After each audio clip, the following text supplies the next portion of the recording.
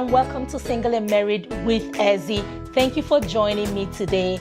We are going to have an awesome time. I have a very interesting topic to share with you today, and that topic is 5 reasons relationships get ruined. Okay, sometimes a person has a relationship that appears to be thriving, and all of a sudden something goes wrong. So we are going to look at some of the things that ruin relationships. But before we do that, I want to talk about my book, my newest book, Brighter Days, 100 Thoughts of Hope, Love, and Blessing. Is an awesome book, a devotional book. Get your copy. Is available everywhere fine books are sold. You can also find it on Amazon. Get a copy for yourself, for a friend, and your life will be blessed. So today, I want to talk to you about reasons relationships get ruined. Many times, people are in a relationship. Everything looks like it's going to work, but something goes wrong somewhere, and all of a sudden, it gets ruined, and it does not lead to marriage. So the 5 common reasons. The first one is lies, telling lies. Okay, so lies ruin relationships. And what do I mean by that? When you tell lies, it breaks down whatever trust is there between yourself and that person, and it can ruin your relationship. And in relationships, people tell lies for things that are not even necessary. People tell lies about their age. They tell lies about their educational qualifications, lies about family, right? So those are things you want to avoid. You want to be able to be honest about yourself and whatever you choose to share. Being confident in the fact that whoever is for you will love you, will be there regardless, right? So you don't want to start off with lies.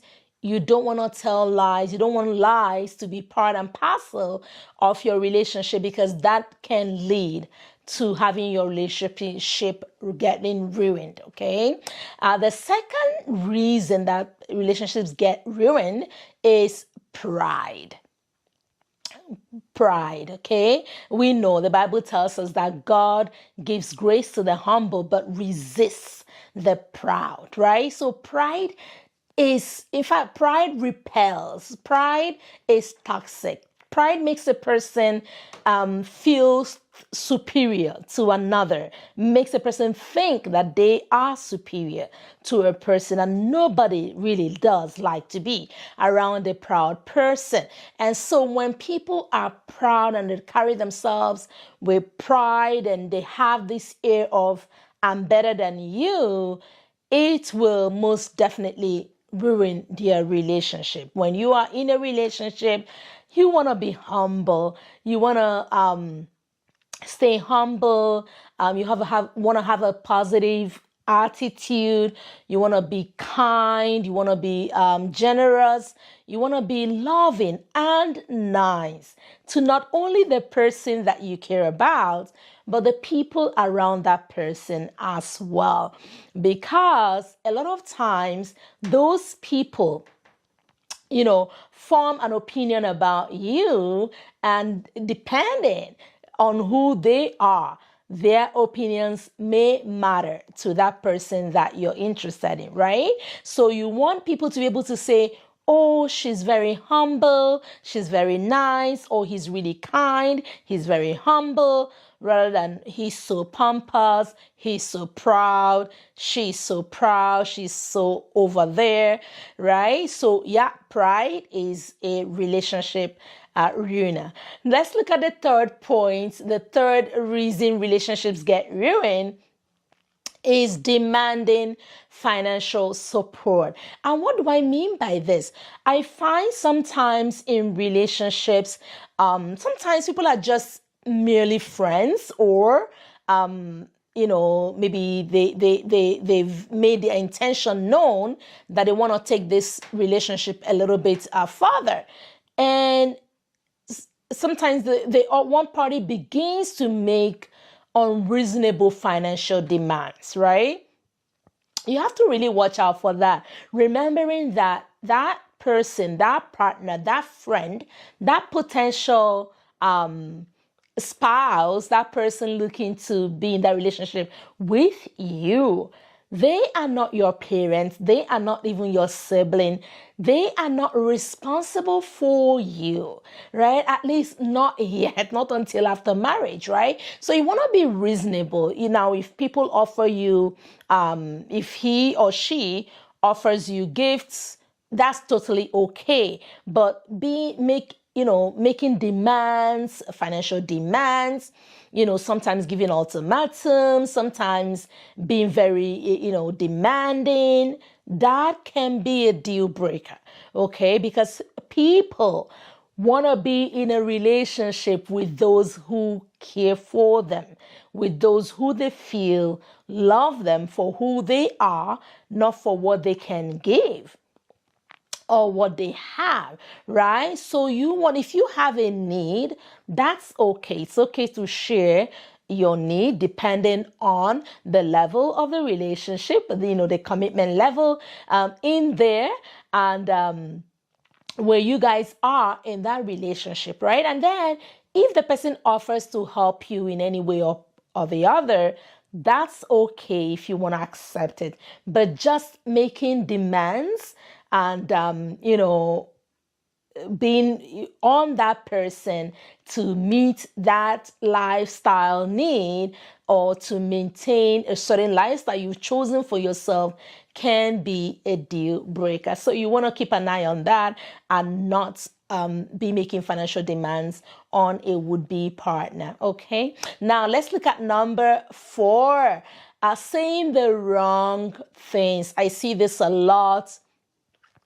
People are in a relationship, and as they start to get comfortable, they're not careful about what they say, and they say things that are the wrong things. And what do I mean by the wrong things? What you're saying is negative, is critical, is judgmental.